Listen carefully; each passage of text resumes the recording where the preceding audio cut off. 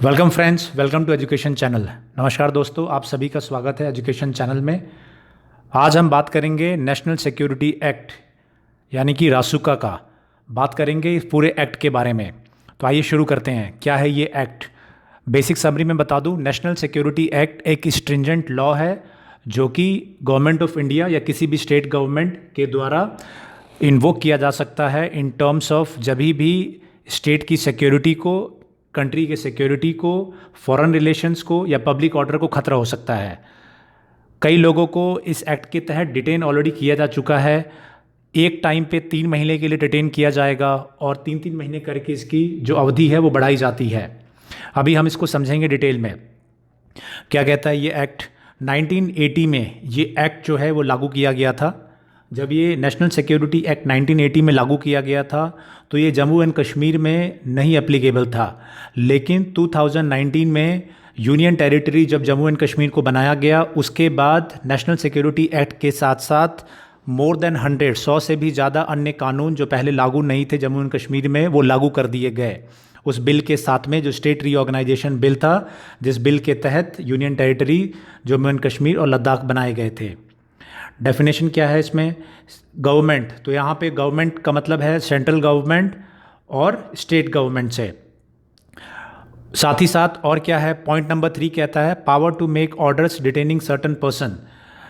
ये कहता है कि सेंट्रल गवर्नमेंट या स्टेट गवर्नमेंट अगर उन्हें लगता है कि दे आर सेटिस्फाइड कि in view to preventing a person from acting in any manner जो कि हार्मफुल हो, किस चीज़ के लिए? डिफेंस ऑफ इंडिया, भारत की सुरक्षा के लिए खतरा हो या भारत के संबंध हो, इंडिया और फॉरेन पावर से उनके संबंध से रिलेटेड और भारत के सिक्योरिटी से रिलेटेड, इस पे अगर लगता है गवर्नमेंट को कोई खतरा है किसी व्यक्ति से, या फिर ये लगता है कि कोई जो फॉरेनर है और अगर वो इंडिया में प्रेजेंट रहता है काफ़ी समय तक जिससे कि खतरा हो सकता है, तो उसके एक्सपल्शन की भी प्रोविज़न बनाया जाएगा।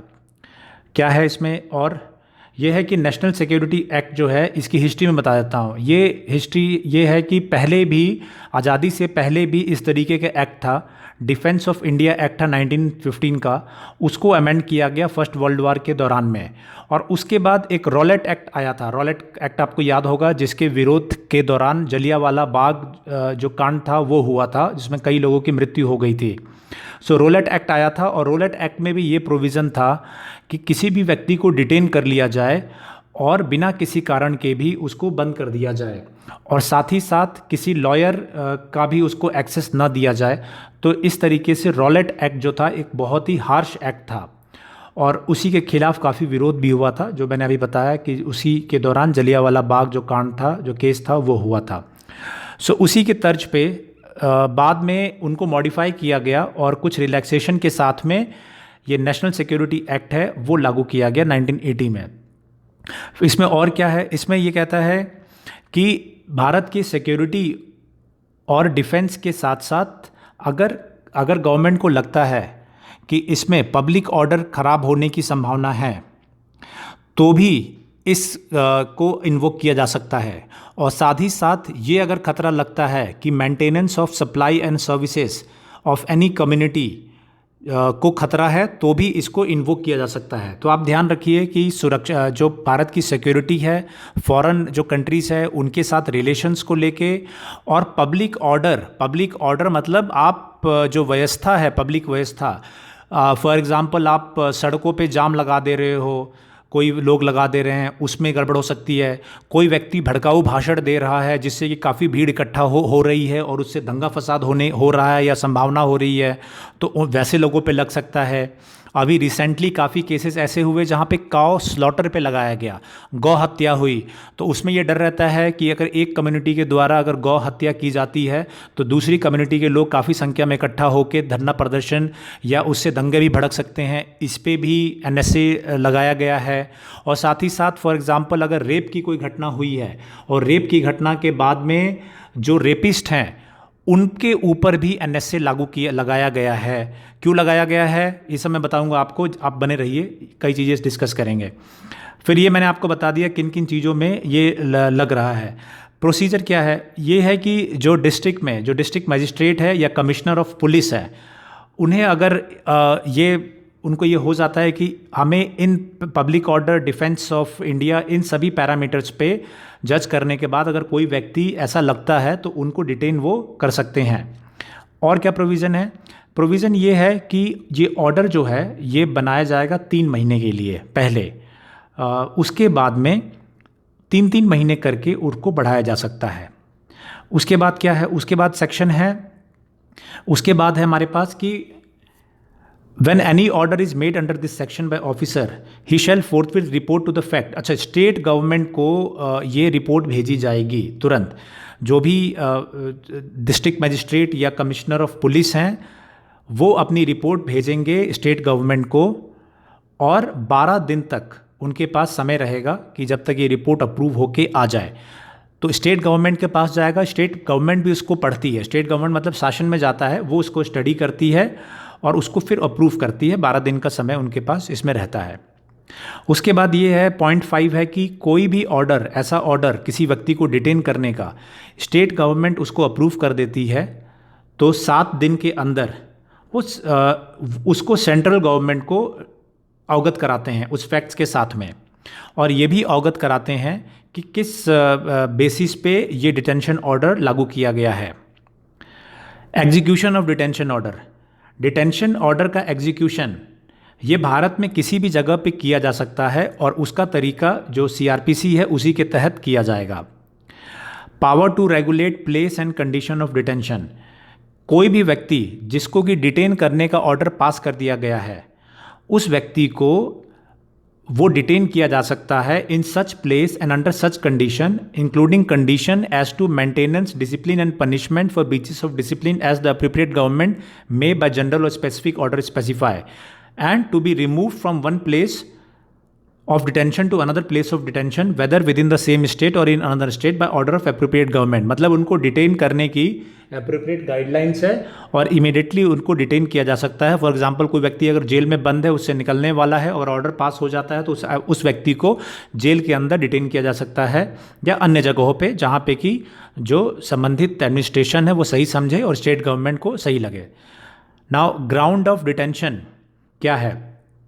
जहाँ पे ये कंडीशन ये कहती है कि इस एक्ट के सेक्शन 3 के तहत जब भी अगर उस व्यक्ति को डिटेन किया जा गया है तो ये हमें देखना है कि जो ऑर्डर है वो ऑर्डर वेग ना हो, वो ग्राउंड्स नॉन एग्जिस्टेंट ना हो, नॉन रेलेवेंट ना हो, नॉट कनेक्टेड टू उस व्यक्ति से कनेक्टेड ना हो या इनवैलिड ना हो। फॉर एग्जाम्पल किसी व्यक्ति को हमने कहा कि वो भड़काऊ भाषण किसी धर्म के खिलाफ उसने दिया है और हमें मालूम चला कि वो व्यक्ति ने कभी वैसा, हमारे पास सबूत ही नहीं है कि उसने भाषण दिया है, तो उसको हम नहीं कर सकते हैं। या फिर हमने ये कह दिया कि संभावना है कि ये जाके गड़बड़ी फैला सकते हैं, लेकिन वो मालूम चला वो व्यक्ति उस सिटी में है ही नहीं, कहीं और है, तो ये भी कंडीशन सही कंडीशन नहीं है। तो ये भी ध्यान देना है। ये एक्ट ये कहता है कि ये भी चेक कर लेना है कि जो कंडीशन लगाए जा रहे हैं वो कंडीशन सही हो और उस व्यक्ति से कनेक्टेड हो। ओके, जो व्यक्ति ये ऑर्डर पास कर रहा है, जो भी गवर्नमेंट या ऑफिसर ये ऑर्डर पास कर रहा है, तो उनको ये चेक कर लेना है कि वो सेटिस्फाइड हैं, जो ऑर्डर का ग्राउंड्स हैं वो सही ग्राउंड्स हैं, इसको सेटिस्फाई कर लेना है। Okay, detention orders not to be invalid और इनऑपरेटिव ऑन सर्टन ग्राउंड्स। कौन से ग्राउंड पे ये ऑर्डर इनवैलिड नहीं होंगे? That the person to be detain there under is outside the limit of territorial jurisdiction of government और officer making the order, और that the place of detention of such person is outside the state limit. मतलब अगर वो व्यक्ति उस area के बाहर भी है तो वो डिटेंशन ऑर्डर वो इनवैलिड नहीं हो सकता है, या वो व्यक्ति जहाँ पे डिटेन होना है वो डिटेन जहाँ पे होना है अगर हमारे जुरिस्डिक्शन के बाहर है, गवर्नमेंट के जुरिस्डिक्शन के बाहर है, तो भी वो ऑर्डर इनवैलिड नहीं हो सकता है। मतलब ये है कि कोई व्यक्ति मान लीजिए अगर फॉर एग्जांपल दिल्ली में उसके खिलाफ ऑर्डर हुआ और वो व्यक्ति अगर बॉम्बे में है तो वो ऑर्डर ये कह के कि भाई मैं अगर वो आदमी बॉम्बे में प्रेजेंट है इसलिए ऑर्डर इनवैलिड होगा, तो ये चीज़ नहीं मानी जाएगी। अच्छा, जो लोग भागे हुए हैं, power in relation to absconding person, जो लोग भागे हुए हैं उनके संदर्भ में क्या है? उनके संदर्भ में ये कानून है कि सेंट्रल गवर्नमेंट और स्टेट गवर्नमेंट ये कहेगी कि जिसके खिलाफ ये डिटेंशन ऑर्डर पास किया गया है और अगर वो एब्सकॉन्डेड है और या अपने आप को छुपा रहा है तो उसमें वो कई अपने स्टेप ले सकती है। क्या स्टेप ले सकती है कि वो जो संबंधित मजिस्ट्रेट हैं, जुडिशियल मजिस्ट्रेट, उनको लिखित में रिपोर्ट दे सकती है और ये कर सकती है डायरेक्ट द सेड पर्सन, मतलब उस व्यक्ति को अपीयर होने के लिए ऑर्डर जारी कर सकती है कि वो व्यक्ति अपना वो उपस्थित हो। और जब ये ऐसी रिपोर्ट मजिस्ट्रेट के द्वारा जारी की जाएगी तो इसके खिलाफ में जो सीआरपीसी के जो सेक्शन है 82, 83, 84, 85 उसके तहत कार्रवाई की जा सकती है। ओके।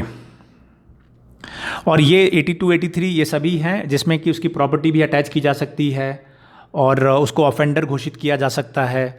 तो ये सभी प्रक्रिया सीआरपीसी की लागू होगी अगर जिसके खिलाफ ऑर्डर हुआ है, अगर वो खुद से अगर प्रेजेंट नहीं होता है।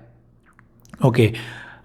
Ground of orders of detention to be disclose to person affected by order. कब जब भी किसी व्यक्ति को डिटेन किया जाता है एनएसए के तहत तो उसको 5 दिन के अंदर, 5 दिन, मैक्सिमम 5 दिन के अंदर उस व्यक्ति को ये बताना ज़रूरी है कि क्यों आपको डिटेन किया गया, मतलब क्यों आपको बंदी बनाया गया है, जेल में बंद किया गया है या कहीं पे आपको डिटेन कर दिया गया है, बंद कर दिया गया है। तो 5 दिन का समय होगा जब जिसके अंदर उसको बताना पड़ेगा और कोई एक्सेप्शनल सर्कमस्टेंसेस है तो 15 दिन के अंदर उसको अवगत कराना पड़ेगा। फिर है कॉन्स्टिट्यूशन ऑफ एडवाइजरी बोर्ड। जो सेंट्रल गवर्नमेंट है और स्टेट गवर्नमेंट एक एडवाइजरी बोर्ड का गठन करेंगे, एक या एक से ज़्यादा, इस कानून के लिए। क्या होगा इस एडवाइजरी बोर्ड में? ऐसे बोर्ड में 3 लोग रहेंगे, 3 पर्सन इसमें रहेंगे जो कि जज के रूप में, हाई कोर्ट के जज के रूप में अपॉइंट होने के लिए जो क्वालिफाइड हैं और ये लोग इनको अपॉइंट किया जाएगा। और इसमें कौन कौन से मेंबर होंगे? The appropriate government shall appoint one of the member of advisory board, जो कि उसको जो जज ऑफ द हाई कोर्ट है के रूप में जो काम कर सकते हैं उनको चेयरमैन के रूप में बनाया जाएगा। और बाकी जो जजेस हैं यूनियन टेरिटरी के केस में उनको भी जो the appointment to the advisory board of any person who is जज of the high court of state shall be with the previous appeal of the state government. State government के सहमति से उनको चेयरमैन बनाया जाएगा। Reference to advisory board. और क्या है इसमें? यह है कि डिटेंशन ऑर्डर जो भी गवर्नमेंट के द्वारा किया जाएगा कि भाई इस व्यक्ति को बंद करना है, 3 सप्ताह के अंदर ये डिटेंशन, जब से उस आदमी को डिटेन किया गया है उस ऑर्डर को एडवाइजरी बोर्ड के सामने रखा जाएगा, जो एडवाइजरी बोर्ड सेक्शन 9 के तहत बनाई गई है। और जिस ग्राउंड के तहत उनको बंद किया गया है, डिटेन किया गया है, वो भी एडवाइजरी बोर्ड के सामने वो पॉइंट्स रखे जाएंगे। एडवाइजरी बोर्ड कैसे काम करेगा? जो एडवाइजरी बोर्ड है वो जो मटेरियल उसके सामने रखा जाएगा कि क्यों इस आदमी को डिटेन किया गया है, क्यों इसको बंद किया गया है, क्या इसके कारण है, वो सभी कारण को मंगाएगी और वो सारी इन्फॉर्मेशन को फिर वो चेक करेंगे। और फिर जो है इन प्रेजेंस जो ऑफिसर्स हैं, जो डीएम और एसपी हैं, उनको बुलाएंगे और उनको बुलाने के बाद में उनसे सुनेंगे कि क्यों इनको बंद किया गया है। और साथ ही साथ जो व्यक्ति को बंद किया गया है उस व्यक्ति को भी बुलाया जाएगा और उसकी भी बात सुनी जाएगी। और उसके बाद अपनी रिपोर्ट जो है वो गवर्नमेंट को 7 हफ्ते के अंदर, जब से वो व्यक्ति को डिटेन किया गया है उसके 7 हफ्ते के अंदर अपनी जो रिपोर्ट है वो गवर्नमेंट को सौंपेंगे। उसके बाद इस रिपोर्ट में, जो एडवाइजरी बोर्ड की रिपोर्ट है, उसमें ये स्पेसिफाई किया जाएगा कि जो एडवाइजरी बोर्ड की ओपिनियन है उससे अवगत कराया जाएगा। और उसके बाद अगर मेंबर्स, 3 मेंबर्स इसमें होंगे, अगर 3 मेंबर हैं और उनके ओपिनियन में अगर भिन्नता है तो जो मेजॉरिटी है, मेजॉरिटी जिस चीज़ में बिलीव करेगी वो चीज़ भेजा जाएगा। उसके बाद ये है कि एक्शन अपॉन द रिपोर्ट, जो रिपोर्ट आती है एडवाइजरी बोर्ड की उस पर एक्शन लेना। एडवाइजरी बोर्ड की जो रिपोर्ट आएगी, जो उनका ओपिनियन आएगा, report that there is an in its opinion sufficient cause for detention of the person, the appropriate government may confirm the detention order. मतलब अगर एडवाइजरी बोर्ड अगर सहमत है स्टेट गवर्नमेंट के ऑर्डर से तो जो स्टेट गवर्नमेंट है उस ऑर्डर को कन्फर्म कर देगी। और जहाँ पे कि उनके उसमें एडवाइजरी बोर्ड ये कहेगी कि इसमें सफिशिएंट ग्राउंड नहीं है, उससे सहमत नहीं है, तो गवर्नमेंट को जो डिटेंशन ऑर्डर है वो रिवोक करना पड़ेगा, उसको हटाना पड़ेगा और उस व्यक्ति को जेल से छोड़ना पड़ेगा। तो ये मेरे ख्याल से क्लियरली आपको समझ में आ गया कि ज़िले से, डिस्ट्रिक्ट से जो कमिश्नर ऑफ पुलिस है या डिस्ट्रिक्ट मजिस्ट्रेट है वो अपनी रिपोर्ट भेजेंगे कि किसी व्यक्ति को हमें बंद करने की आवश्यकता है। ग्राउंड्स मैंने आपको बता दिया। उसके बाद स्टेट गवर्नमेंट अपना डिसीजन लेगी और स्टेट गवर्नमेंट के बाद में वो डिसीजन जाता है एडवाइजरी बोर्ड के पास। एडवाइजरी बोर्ड में 3 लोग होते हैं, उसके चेयरमैन जो होते हैं वो हाई कोर्ट के जज जो बनने के एक काबिल है वो वैसे होते हैं या हाई कोर्ट के जज पुराने होते हैं, और वो फिर अपना इसका परीक्षण करते हैं। उनके परीक्षण में अगर उन्हें लगता है कि ऑर्डर सही है डिटेंशन का तो स्टेट गवर्नमेंट उसको लागू कर देती है, कंफर्म कर देती है, और एडवाइजरी बोर्ड अगर उसको मना करती है, सहमत नहीं है, तो उस व्यक्ति के खिलाफ ऑर्डर कैंसिल हो जाता है और उस आदमी को जेल से छोड़ना पड़ता है। नाउ हम बात करेंगे कि मैक्सिमम पीरियड क्या है डिटेंशन का। तो मैक्सिमम पीरियड जो डिटेंशन का है तो वो है 12 महीने का, मतलब 1 साल का है। और लेकिन अगर स्टेट गवर्नमेंट चाहें तो पहले भी छोड़ सकती है, तो ये भी इम्पोर्टेंट है। रिवोकेशन ऑफ डिटेंशन ऑर्डर, अब ये कहता है कि कैसे डिटेंशन ऑर्डर को ख़त्म किया जाए। ये है कि जब भी 1 साल या तो 3 महीने कर का ऑर्डर होता है तो उसके बाद स्टेट गवर्नमेंट उसको ख़त्म कर सकती है, या फिर 1 साल का मैक्सिमम पीरियड है उसमें उसको ख़त्म हो सकता है। और उसके बाद अगर 3 महीने के बाद में अगर कोई फ्रेश इसमें कोई इन्फेक्ट्स नहीं आते हैं तो भी उनको छोड़ा जा सकता है। तो ये है रिवोकेशन का कि रिवोक कब रिवोक किया जाए। ओके, फिर ये है कि कौन सी ऐसे सर्कमस्टेंसेस होंगे जिसके तहत 3 महीने के बियॉन्ड किसी व्यक्ति को बिना एडवाइजरी बोर्ड के ओपिनियन के भी हम कर दिया जाए। इसमें फिर क्या ये कई इसमें है कि any person in respect of whom any order of detention has been made under this act at any time before may be detained without obtaining the opinion of advisory board for a period of longer than 3 months but not exceeding 6 months from date of his detention where such person has been detained with a view to preventing him in any disturbed area। इन चीज़ों को अगर वो सम्मिलित है तो उसको हम लोग बिना एडवाइजरी बोर्ड के ओपिनियन के उसको डिटेन किया जा सकता है मैक्सिमम 6 महीने के लिए, 3 महीने से बियॉन्ड। कौन कौन सी कंडीशंस हैं? कंडीशन है टेररिस्ट एक्टिविटीज़ को लेके, डिफेंस ऑफ इंडिया को लेके, सिक्योरिटी ऑफ इंडिया को लेके, राज्य की सिक्योरिटी को लेके, मेंटेनेंस ऑफ पब्लिक ऑर्डर और maintenance of supply and services essential to community. इन कंडीशंस में किया जा सकता है। Okay, so that is the important point. Advisory board के जो ओपिनियन है कई बार इमिडिएटली कार्य करना पड़ता है, तो इन कंडीशंस में कर सकते हैं। टेम्प्रोरी रिलीज ऑफ पर्सन, अगर टेम्प्रोरली उस व्यक्ति को रिलीज़ करना हो तो क्या क्या प्रावधान है? इसमें प्रावधान है कि in directing the release of any person appropriate government may require him to enter into a bond with और विदाउट श्योरिटीज। इसमें यह है कि अगर वो व्यक्ति बॉन्ड भरने को एग्री होता है तो उसमें वो कर सकते हैं, उसको हम रिलीज़ कर सकते हैं। और उसी तरीके की बाकी कंडीशंस हैं, but main condition is this कि अगर वो शांति बनाए रखने की और कोई फर्दर गड़बड़ी फैलाने की बात नहीं करता है तो उसको रिलीज़ किया जा सकता है। Protection of action taken in good faith, इसमें यह है कि कोई भी लीगल प्रोसीजिंग जो सेंट्रल गवर्नमेंट स्टेट गवर्नमेंट के खिलाफ नहीं चलाई जा सकती है अगर गुड फेथ में अगर कोई निर्णय लिया गया है। तो आप कोई भी अगर गवर्नमेंट को, स्टेट गवर्नमेंट को या सेंट्रल गवर्नमेंट को चैलेंज नहीं किया जा सकता है, कोई भी अगर सही तरीके से गुड फेथ में अगर डिसीजन लिया गया है। ओके, इसमें बाकी ये है कि जो स्टेट्स के लॉ हैं उनको ये अफेक्ट नहीं करेगा। जब ये लागू हुआ था एक्ट तब की ये बात है, वो ऑर्डिनेंस आया था, ऑर्डिनेंस के बाद में फिर एक एक्ट आया था। सो that is all, that is regarding the national security act के बारे में। ये सारी जो कंडीशंस हैं, सारे जो लॉज के पॉइंट्स हैं वो मैंने सारे आपको कवर कर दिए हैं। तो बेसिकली आप कुछ चीज़ याद रखिएगा।